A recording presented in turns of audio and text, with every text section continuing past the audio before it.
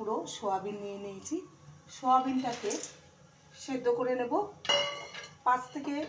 সোয়াবিনটাকে ভালো করে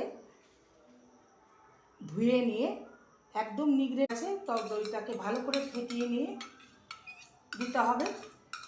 দেব আদা রসুন